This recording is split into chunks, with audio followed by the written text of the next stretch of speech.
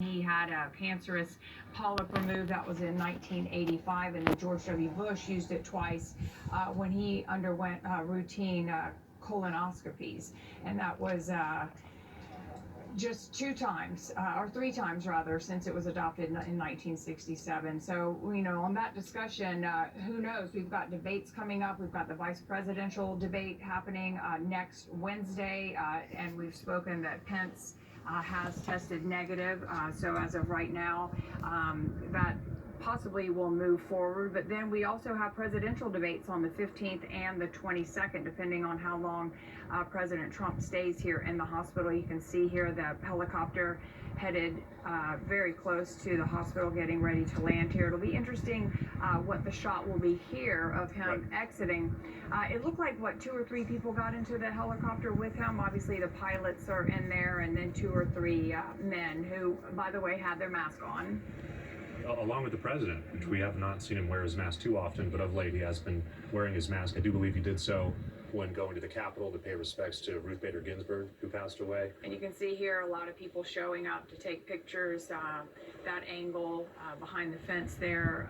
I mean, obviously, we were saying earlier during our 11 o'clock newscast, who in the world doesn't know at that point at 11 o'clock this morning that President Trump has, been tested positive for COVID-19. I'm sure the word that he is now being transported to the hospital is spreading like wildfire as well around the world. A lot of folks talking about it in terms of responding to him being sent to the hospital, because initially when you think about it, you're like, oh no, is he like seriously ill? But a lot of people are saying that basically they're just doing the right thing in terms of moving him there for an abundance of caution. He'll have round the clock care, and also, more importantly, I think as well, he will be able to be isolated, not from other people, but he will be isolated from folks, and so he won't get them sick. Lauren Lister continues to stand by in our newsroom, and Lauren, Lou just touched on this a short time ago, wondering how long the president is going to be hospitalized, and we were getting word that he's going to be there for the next few days as doctors monitor his symptoms. Yeah, right now, all the White House is saying is that he'll be working out of presidential offices there for the next few days.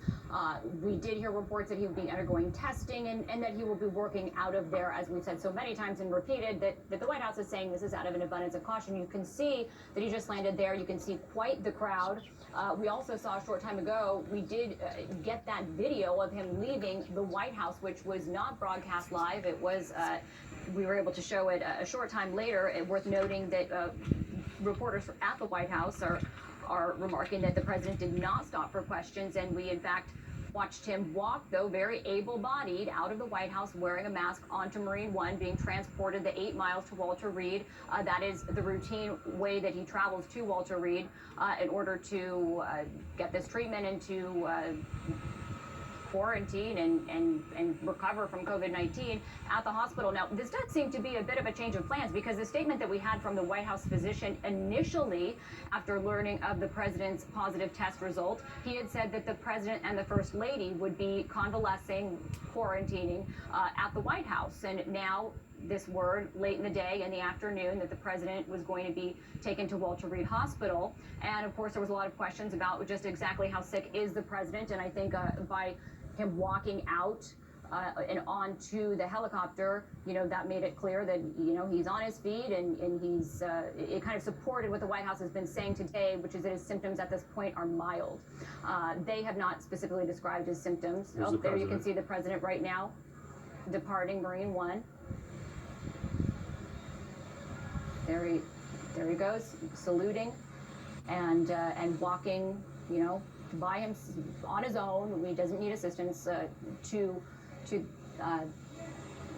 where he is going to be receiving care for at least the next few days. We know that there's no plan to transfer power, according to the White House at this point, which can happen, in certain situations that you mentioned, Lou and Mark, during past presidents' surgeries, elective surgeries. They've done that for a short time, and that is not the case at this point.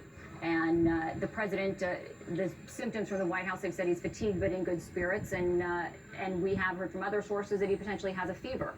So those are some of the symptoms that we know about as you see him right now traveling to this next step in his care. Well, it looks like he's getting in the presidential motorcade right there. It looks like one of the vehicles, that's the one right there, that Chevy Suburban. The president is inside a heavily armored vehicle, but as is standard procedure, exiting Marine One, getting into that vehicle where the Secret Service is likely going to take him to Walter Reed at this time. So it's just about after 3:30 on this Friday afternoon, Lou. It's been a busy 24 hours, or at least 18 hours of news, with the president announcing last night that both he and his wife Melania contracted COVID-19 after top White House aide Hope Hicks tested positive. And we got word today that the president was given some sort of medication. I think I'm doing very well, but we're going to make sure that things work. First Lady is doing very well. Thank you very much. I appreciate it. I will never forget it. Thank you. I was just stopping right there because that was the president obviously talking. I don't know where. Oh, gentlemen, my mic is still open. So President Trump Lou and Mark, my mic is still open. So President Trump posted a video just a short time ago that hopefully we can get on air any moment, but basically saying what we have been saying. Is it on Twitter? It is on Twitter. You can pull it up maybe and put it on the screen, Mark. If our director is listening, I can pull this up. This is breaking news right now. So I can mirror my phone. If you guys want me to take it? We don't have, okay.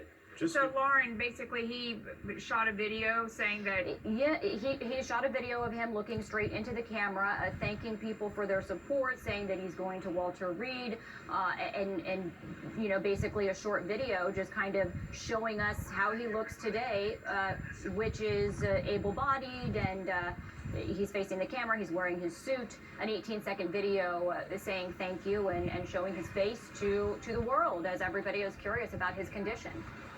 Well, his tweet came out, I think, a little bit before 1 a.m. last night, and that he had tested positive along with Melania.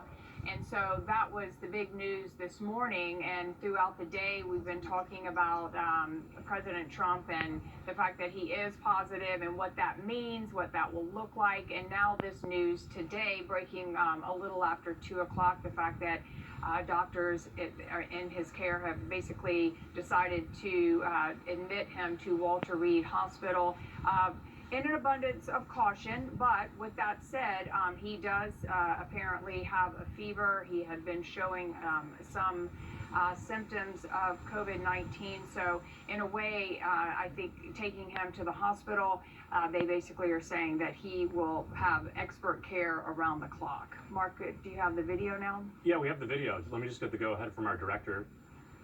And when you guys want, we can give it a play. So this was the president. He just posted this video message to Twitter. We'll have a listen. I want to thank everybody for the tremendous support. I'm going to Walter Reed Hospital. I think I'm doing very well, but we're going to make sure that things work out. The First Lady is doing very well. So thank you very much. I appreciate it. I will never forget it. Thank you.